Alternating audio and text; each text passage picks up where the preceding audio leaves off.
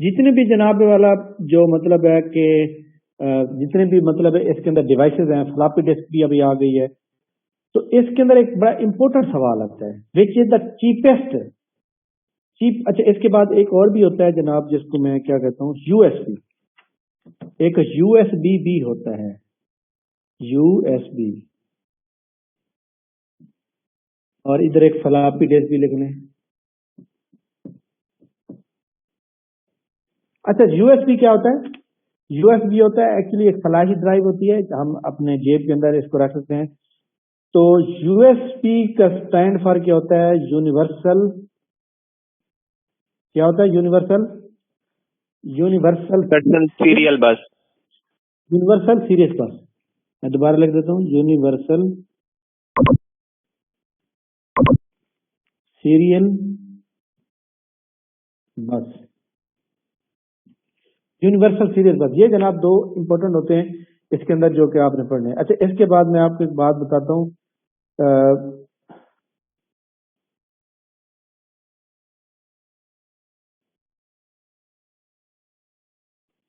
अच्छा जी, इसके बाद जनाब आगे देखें, हमारे पास एक पेपर, इसके अंदर एक सवाल आता है जो मैं आपको बता देता हूँ।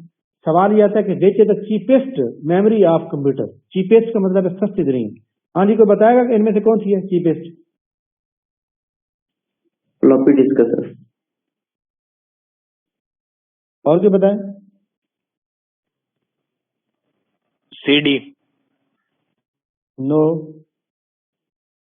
Flash memory. Flash memory. Flash memory जो है ये जनाब जो है मतलब है कि फ्लैश मेमोरी जो है चीपेस्ट जनाब वाला है हमारे लिए। ठीक है, इसका पेपर में सवाल आता रहता है, तो इसलिए आपने इनको याद रखना। आगे देखें जनाब। अच्छा जी, हाँ जी, दो चीजें और। ये चीपेस्ट डिस्क होगी या चीपेस्ट डिवाइस होगी, क्या कहेंगे इसको? चीपेस्ट मेमोरी, स्टोरेज मेमोरी है ना, Cheapest- डिस्क नहीं है। अच्छा अच्छा। चीपेस्ट मतलब है फ्लॉपी डिस्क, या आपके पास थी वो कौन सी लिखी, फ्लैश मेमोरी। ये मतलब कंप्यूटर की स्टोरेज डिवाइसेस है ना।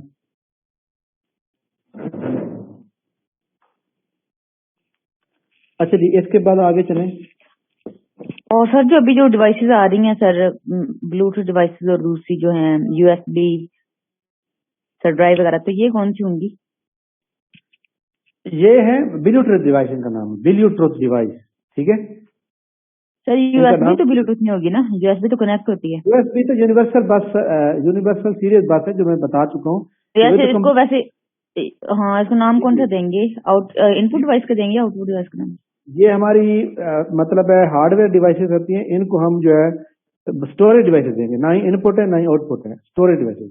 ओह सॉरी, स्टोरेज कहना था सर मेमोरी डिवाइस। जी जी। अच्छा जी, मैं आपको एक बात बताऊं। आपने एक पढ़ा होगा ROM रोम, और एक पढ़ा होगा RM रैम। पढ़ा है? That is very important.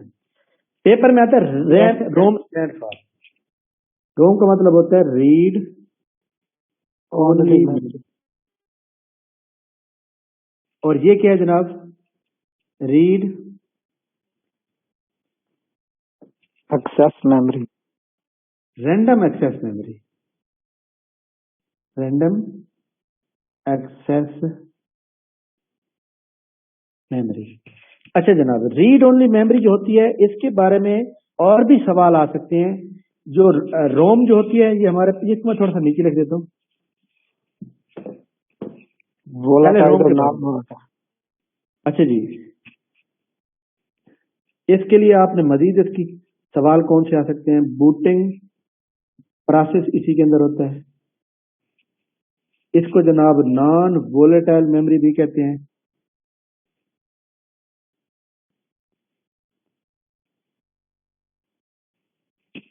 इसको जनाब परमानेंट मेमोरी भी कहते हैं।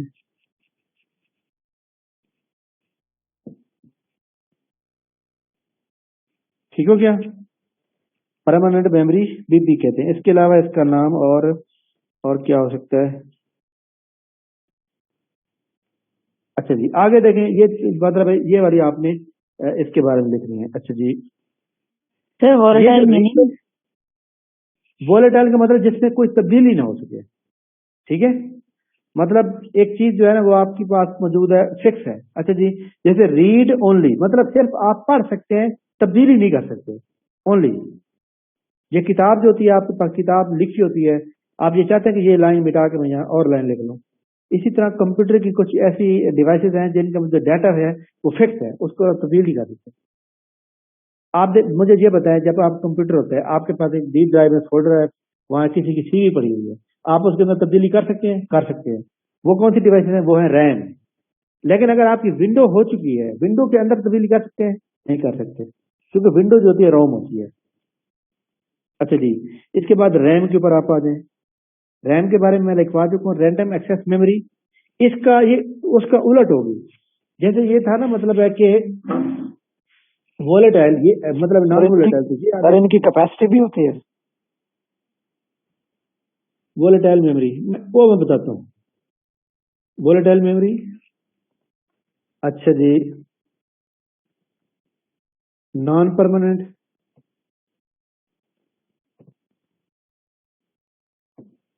अच्छा जी, नॉन परमानेंट के बाद क्या लिखेंगे? डिलीटेड, एडिटेड,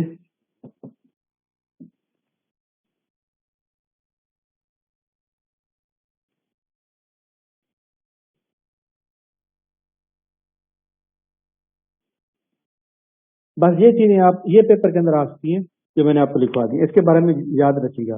पेपर के अंदर ना वो आपको कहाँ पे सवाल देता है, वो देता है इसके ऊपर, वोलेटाइल और नॉन वोलेटाइल।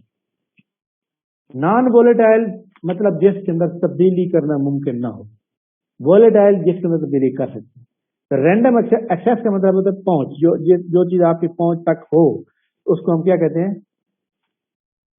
नॉन वोलेटाइल कहते हैं। तो ये जनाब एक ऐसी चीज है जिसके ऊपर हमने अच्छी तरह से समझना है, क्योंकि आपको पता है कि पेपर के अंदर जो है ये अक्सर सवाल पेपर के अंदर दे देते हैं इस तरह से, लिहाजा हमने इसको अच्छी तरह से याद रखना है। नेक्स्ट सर जी, ये अगर वॉलेटाइल मेमोरी पूछते हैं तो हमने इसका answer random access memory RAM लिखेंगे, ठीक हो क्या? ये देंगे इसका आंसर। जी जी बिल्कुल, अगर नॉन वॉलेटाइल पूछते हैं तो फिर हमने रोम देना है, ऐसे? जी जी बिल्कुल, रोम लेना है। ठीक है। अच्छा, सीडी के बारे में बता चुका हूँ। फ्लैश मेमोरी चीपेस्ट क्यों होती है? क्योंकि जनाब सबसे स्मॉल मेमोरी होती है, ये भी आपको बता चुका हूँ। अच्छा जी, इसके बाद मैं आपको बता दूं, और आखिरी छोटी सी चीज है, उसके बाद हम एक्सेल के ऊपर आते हैं। Computer software, computer software, computer के जो सॉफ्टवेयर होते हैं ना, मतलब अगर आपने मोबाइल आपका खराब हो गया तो फिर आप क्या करेंगे?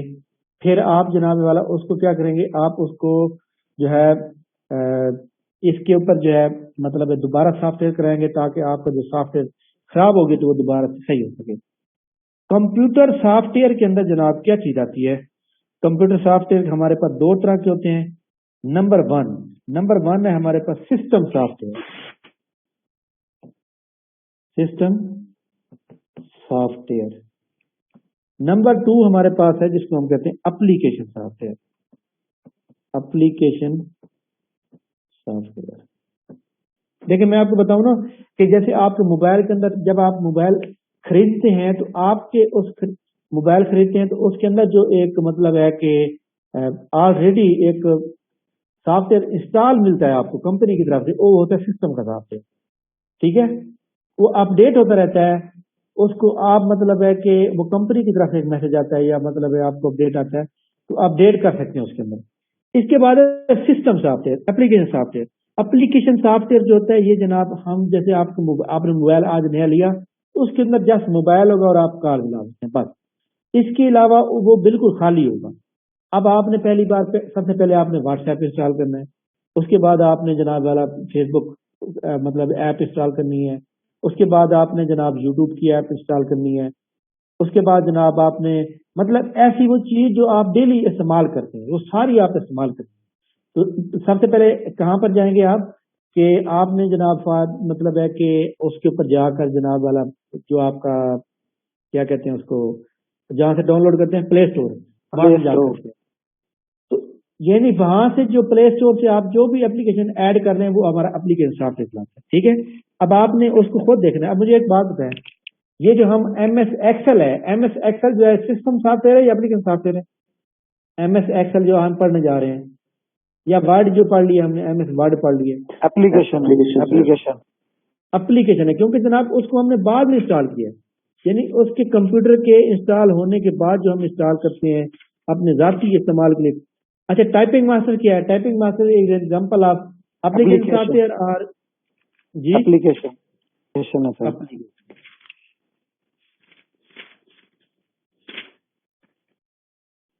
चलें जी, अब हम चलते हैं जनाब इसके ऊपर जनाब आते हैं, क्या कहते हैं जनाब, अपना जो हमारे पास मौजूद है।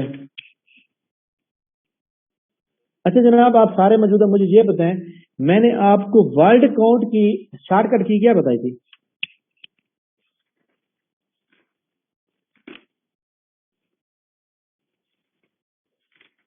बताएं जनाब। वर्ड काउंट करने के लिए पीछे नहीं देखना आप, अगर आपको याद है तो याद बताइएगा। वर्ड काउंट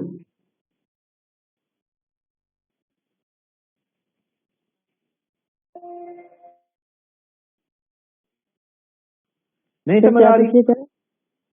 वर्ड काउंट की शॉर्टकट की क्या है?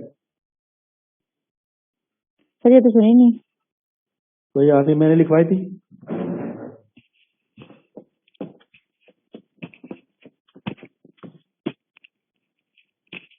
ये मैं आपको लिखवा देता हूँ।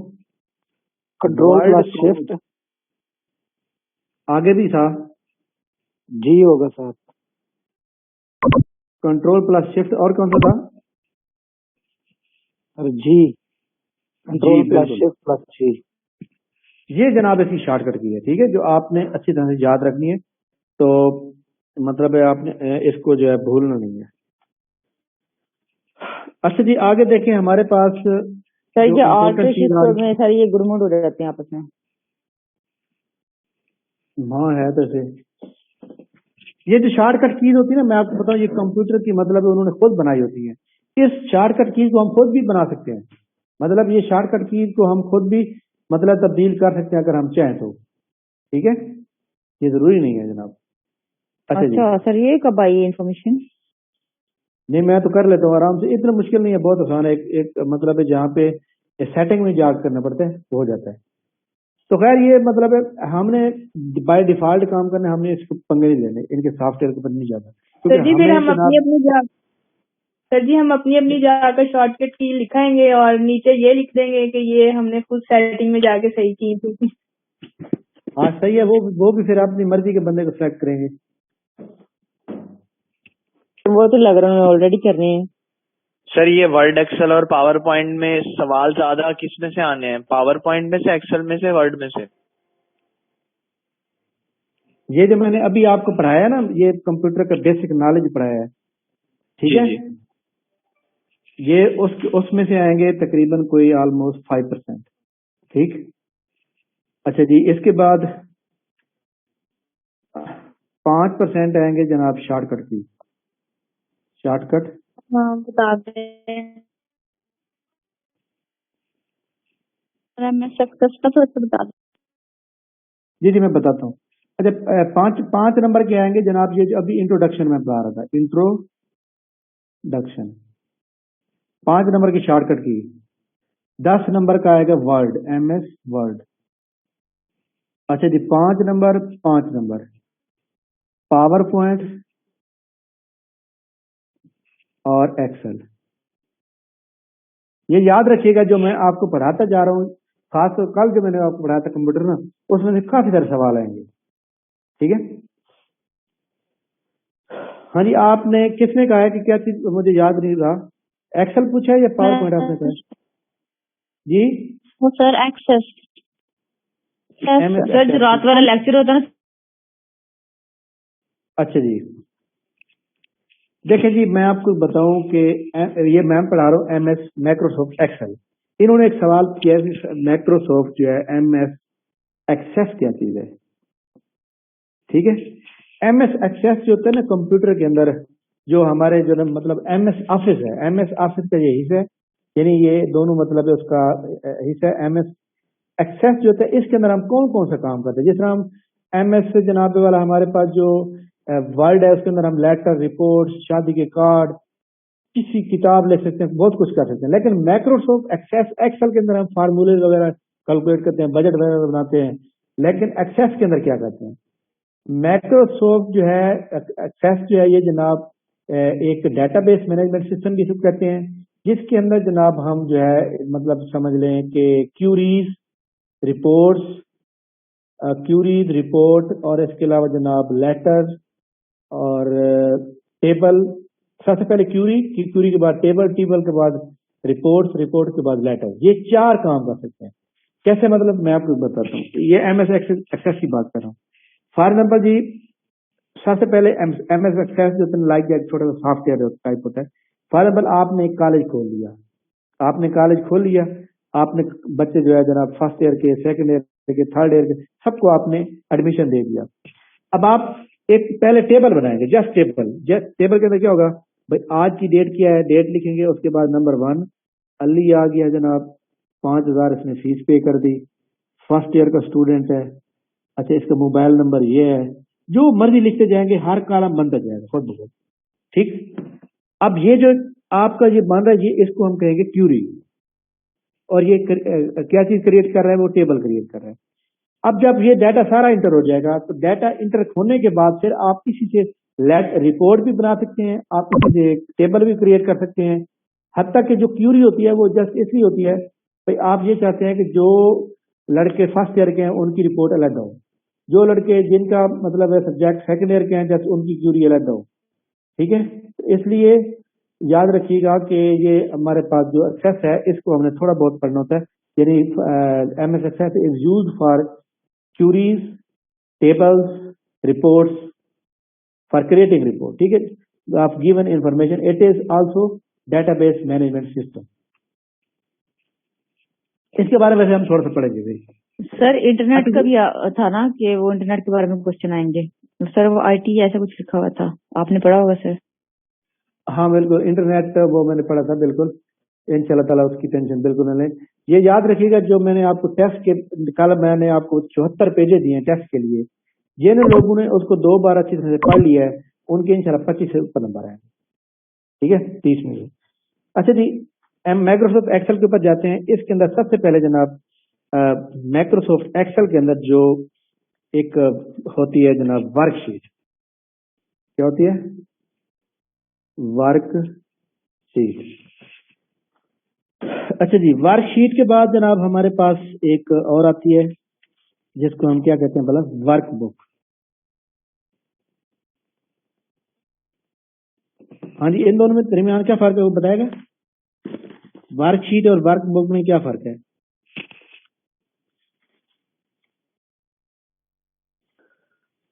सर वर्कशीट होल्ड डॉक्यूमेंट,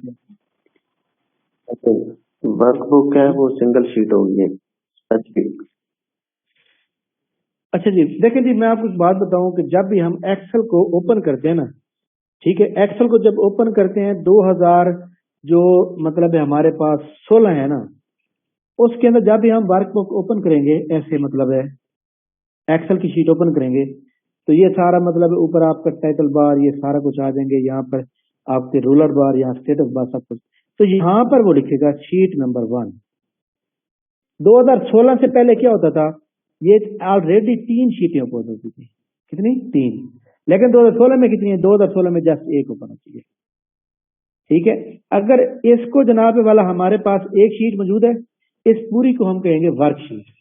ठीक, अगर हमने यहाँ पर जनाब ये जो हमारे पास ये जो अंदरूनी वाला हिस्सा है, ये वाला हिस्सा है, इसके जो रिलेटेड है वो हमारी वर्कशीट है। अगर हम इस पूरी की बात करें शीट समेत, तो हमारे पास वर्कबुक आएगी। वर्कबुक के अंदर शीटें ज्यादा भी हो सकती हैं, एक भी हो सकती है, ज्यादा भी हो सकती है, दोनों में जस्ट ये फर्क है। The whole document of Excel is called workbook, the whole file of worksheet या single sheet is called worksheet. In a Microsoft Word Excel, a worksheet, each worksheet contain column and rows. ठीक है खैर, ये तो हमारे पास आपको पता है। अच्छा जी, इसके बाद जनाब माइक्रोसॉफ्ट, जब हमने ये शीट ओपन की, वर्कबुक का भी पता चल गया, वर्कशीट का भी पता चल गया।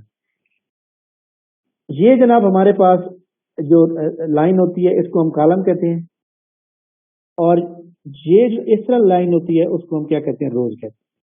ये देखें जी, मैंने एक टेबल बनाया,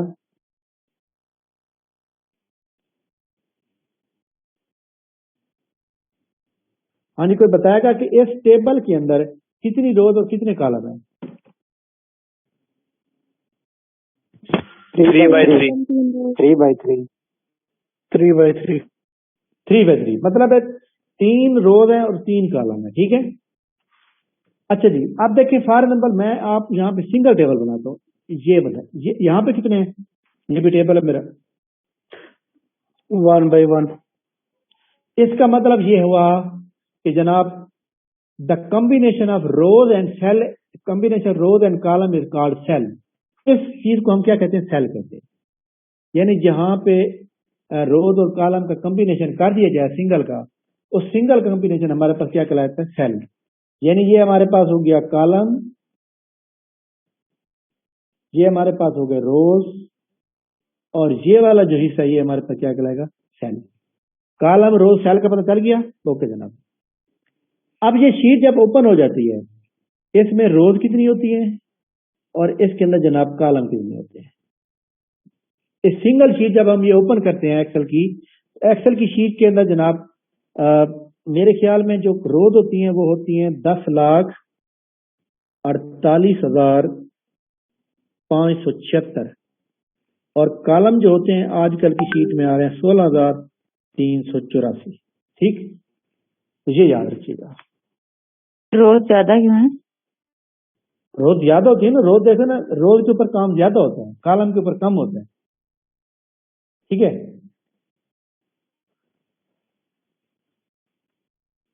आपको बताओ ना कि ये जो एक्सेल होता है ना, ये एक्चुअली बजट को बनाना है, कोई आपने किसी का ऑडिट करना है, आपने किसी के फाइनल अकाउंट बनाने हैं, आपने कोई बजट घर का बनाना है या हुकूमत ने बनाना है, ये एक्सेल की शीट वहां कैलकुलेशन के लिए इस्तेमाल होती है। एक्सेल की शीट के ऊपर तमाम सैलरी, जितनी भी गवर्नमेंट की सैलरी डिपार्टमेंट है, वो एक्सेल की शीट के ऊपर अपनी सैलरी बना रहे होते हैं, ठीक है। अच्छा जी, आगे चलते हैं जनाब हम। अच्छा जी, बाकी इसके बाद ये तो आपको पता है ना जनाब के जो रिबन होते हैं, इसके ये वाला पार्ट टाइटल बार है, ये मेन्यू बार है, ये टूल बार है, ये रूलर बार है, ये रिबन है, ये नीचे स्टेटस बार आ रहता है, और इसके साथ यहाँ पे एक जूम बार भी होता है, जैसे जूम मतलब ये होता है। अच्छा जी, आप मुझे ये बताएं कि इसके अंदर सर यहाँ पे फाइल होम इंसर्ट लिखा है सर, ये टाइटल बार है? जी जी, टाइटल ये मेन्यू बार है। इसके ऊपर एक होगा जो कि मतलब है कि एक और होगा बुक 1 एक्सेल की ऊपर, और दरमियान में देखो, दरमियान में टेल मी अबाउट के ऊपर देखो, देखे बुक 1 एक्सेल लिखा हुआ है सर जी, बुक 1 एक्सेल। हाँ ये इसको टाइटल कहते हैं, ठीक है, इसको टाइटल। ओके सर, इसके नीचे ये क्या मेन्यू बार आ गया, और नीचे सर ये ग्रुप है, इसके सब ग्रुप, ये सारे tool bar okay sir, tool bar, ठीक है। अच्छा जी, इसके अंदर आप देखिए नेक्स्ट कि हमारे पास जनाब वाला ये जो मैं आपको कॉलम ये रोज पढ़ा रहा था, ये बताएं फॉन्ट का साइज कितना होता है, मिनिमम और मैक्सिमम? हाँ जी बताएं, और इधर का जूम का साइज? 8 मिनिमम होता है, 72 मैक्सिमम।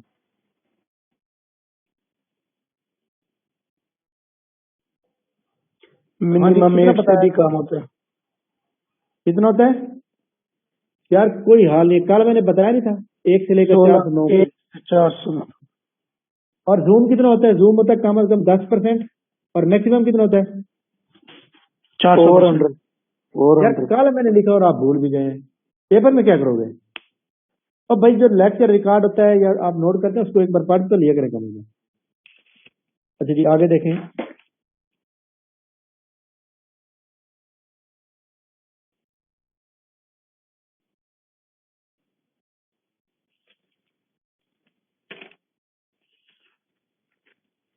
इसके अंदर मतलब है हमने जो चीजें इंपॉर्टेंट पढ़नी है ना, इसके अंदर कोई इतनी अहम चीज कि हर चीज वही है जनाब।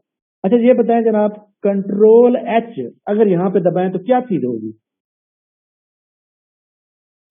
बताएं जनाब, क्योंकि ये अगर आपने एक्सेल को पढ़ा हुआ है ना, सॉरी वर्ड को पढ़ा हुआ है ना पहले से, तो आपको ये आता होगा। सर रिप्लेस कंट्रोल एच से पढ़ेंगे तो क्या क्या चीज ओपन होगी? सर रिप्लेस डायलॉग बॉक्स होगा विद जो है वो रिप्लेस वाले पॉइंट के साथ। फाइंड एंड रिप्लेस क्या होगा? Find and replace dialog box will be open with replace menu bar. ठीक है, ओके जनाब। अब देखिए ये सारा कुछ वही है जो हम पहले पढ़ चुके हैं, बस इसके अंदर थोड़ा सा अंडरस्टैंड करना है फार्मूलाज को, और इसको हम जनाब अच्छी तरह से इसके अंदर जो भी चीज आएगी मैं आपको वो एक बार नोट करा देता हूँ।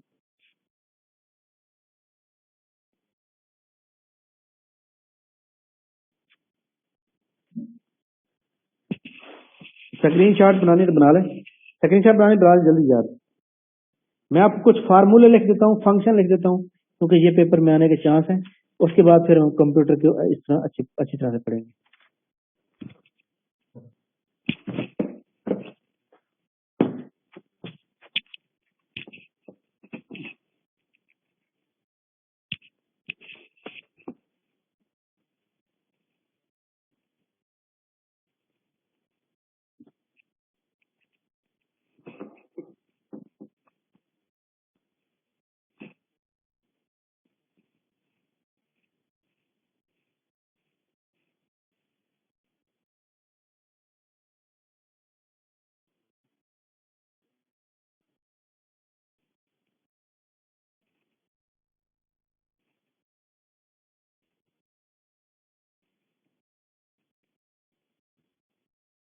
हाँ जी, ये जनाब मैंने शीट बनाई है, एक्सेल के अंदर भी बिल्कुल ऐसी ही होती है। सबसे पहले नंबर पे हमारे पास एक फार्मूला आता है प्रोडक्ट का। प्रोडक्ट का मतलब क्या होता है? मल्टीप्लाई करना। प्रोडक्ट का फार्मूला अगर पूछा हुआ है आप कैसे लगाएंगे? फार्मूला कोई भी लगाना होता है, याद रखिएगा आपने उस फार्मूले को लगाना होता है उसके तहत, प्रोडक्ट के तहत, सॉरी इक्वल का साइन लगाना है। इक्वल का आप साइन लगाते हैं, इक्वल का साइन लगाने के बाद आप उसको स्टार्ट करते हैं। प्रोडक्ट का फार्मूला जनाब क्या होगा? आपने यहाँ पे इक्वल का साइन लगाना है, ये मतलब है प्रोडक्ट की बात कर रहा हूँ। इक्वल का साइन लगाना है, यहाँ लिखना है प्रोडक्ट, और इधर यहाँ पे आपने देनी है रेंज। यहाँ पर रेंज कैसे देनी है वो मैं आपको बताता हूँ। देखिए फॉर एग्जाम्पल मेरे पास लिखा हुआ है जनाब के यहाँ पे है 5, यहाँ पे है 10, यहाँ पे है जनाब 20, और यहाँ पर है 10। जवाब निकालना है यहाँ पर, ठीक। अब यहाँ पे मैं बराबर का निशान लगाऊंगा और रेंज दूंगा। हाँ जी, कोई बताएगा जनाब कि क्या फार्मूला बनेगा? जल्दी जल्दी बताएं। अगर आपको पहला समझ आ गया तो अगला आपको समझ आ जाएगा। मैं क्या लिखूंगा? A2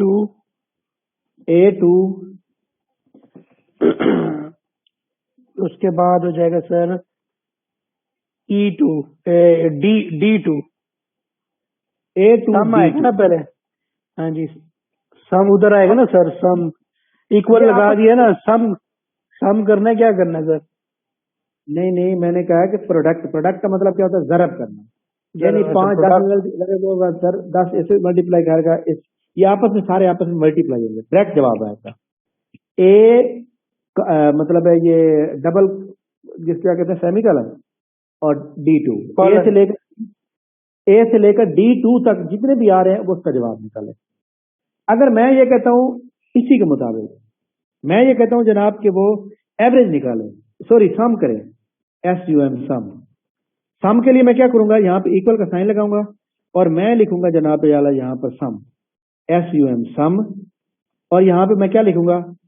A2 to D2।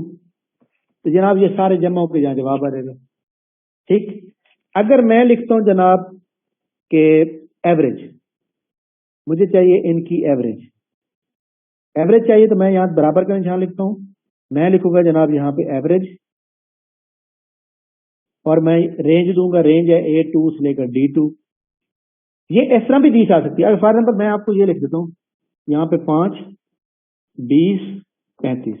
हाँ जी, आप बताएं, मैं जनाब इस कॉलम को यहाँ जमा करना चाहता हूँ, तो मैं क्या इधर कौन सी रेंज दूंगा? एवरेज की कौन सी रेंज दूंगा बताएं कोई? मैं B1 B1 B1 B और sir B4। B4, very good. हाँ जी, किसी और का समझाइए। जी सर आ गई। जी सर नेक्स्ट क्लियर है। मैक्सिमम है। मैक्सिमम के लिए आपने सेम फार्मूला लगाना है, यहाँ लिखना है मैक्सिमम, और मैक्सिमम के बाद जनाब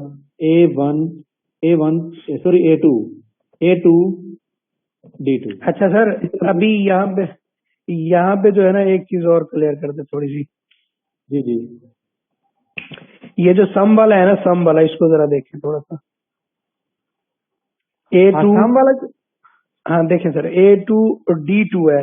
मैं चाहता हूँ कि सर जो है ना, ये होना चाहिए A2, फिर होना चाहिए C2, फिर माइनस होना चाहिए D। मतलब वो सारों को सम करे, D में से माइनस करे, आगे रिजल्ट दे। वो कैसे होगा?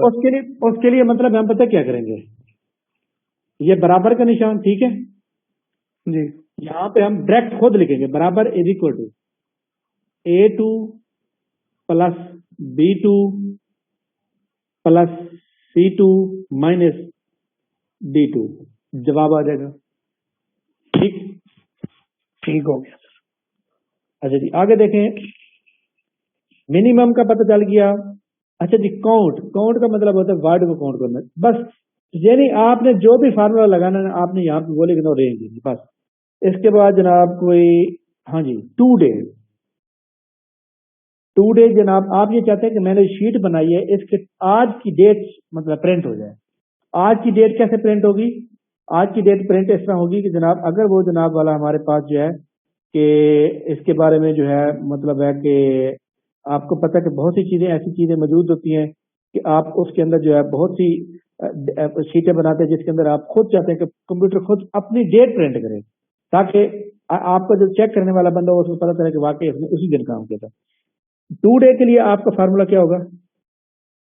बराबर का निशान लगाएंगे, यहाँ पे टू डे लिखेंगे और उसके बाद ये जनाब सेमी कॉलम इस तरह लगा देंगे। इसके अंदर कुछ भी नहीं लिखना आपने, डायरेक्ट आपके पास डेट वो टू डे मतलब आज का टाइम प्रिंट हो जाएगा। टू डे का मतलब आज की डेट प्रिंट हो जाएगी। इसके बाद अगर आप ये चाहते हैं कि आपका करंट टाइम हो जाए, आप यहाँ लिखेंगे 9 और इसके बाद 2 ये कॉलम लगा देंगे। जो ये आपको मिलेंगे कहाँ पर बड़ा, कीबोर्ड के 9 और 0 पे मिलेंगे, शिफ्ट दबा के। तो यहाँ पे आपकी क्या आ जाएगी? करंट टाइम और ये डेट बस। अच्छा, इसके बाद जनाब मंथ, ईयर, पावर, इफ वाले भी इस्तेमाल होते हैं। जिस तरह मैं आपको बताऊं ना, आप ये चाहते हैं कि जनाब कि जो ऐसा बंदा जिसने जनाब वाला नंबर लिए हैं मैट्रिक में 500 से ऊपर उसको ग्रेड 2 दे, ऐसा बंदा जिसके 550 से ऊपर है उसको ग्रेड बी मिले, ऐसा स्टूडेंट जिसके नंबर 800 से ऊपर है उसको ग्रेड ए मिले। तो ये इफ का फार्मूला होता है। इसको हमें जरूरत नहीं है पढ़ने की, पहले आपको जस्ट अंडरस्टैंड करने की जरूरत। ठीक है सर बता दें। चलिए मैं आपको लिखवा देता हूँ। अच्छा जी, देखिए जी, इफ का जो फार्मूला हमारे पास होता है इसका स्क्रीनशॉट ले लें ताकि मैं वहां इफ का लिखूं। जल्दी करें, टाइम थोड़ा सा रह गया।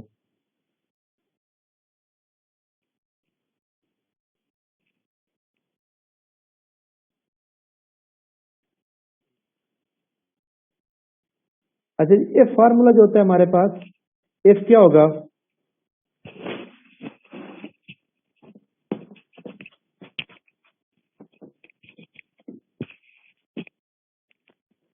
यहां पे आप लगाएंगे बराबर इफ वाला, ठीक है, बराबर लगाएंगे, इधर लगाएंगे इफ इफ के अंदर आप लिखेंगे जनाब इज इक्वल टू। अब इसका मतलब पता क्या होगा? मैं यहाँ पे लिख देता हूँ ये 100 है, ये 500 है, ये 400 है, ये 300 है और ये जनाब 250 है। ठीक, अब मैं इसका मतलब है कि वो एड्रेस दूंगा कि इफ D1, ठीक है, if D1 is greater than D2, इधर मैं फिर लगाऊंगा जनाब मतलब ये लगा दूंगा फुल स्टॉप। उसके बाद मैं लगाऊंगा जहां पे 2 कॉलम, उसके बाद लिखूंगा, उसके बाद क्या लिखूंगा, यहाँ के लिखूंगा ये फुल स्टॉप लगाया कॉमन लगाया sir? Comma comma, full stop नहीं कॉमा। अच्छा जी, इसके बाद मैं लिखूंगा ए, ठीक है।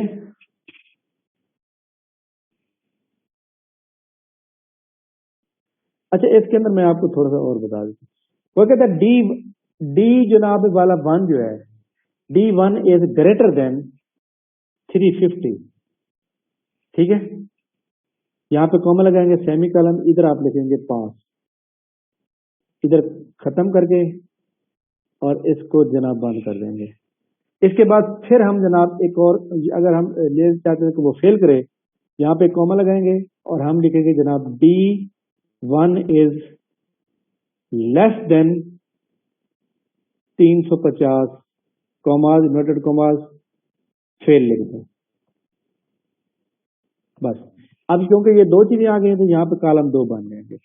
अब आप प्रेस करेंगे तो आपको समझ आ जाएगी। इसको चेक कीजिएगा, अगर ना समझ आए तो फिर बताइएगा, ठीक है।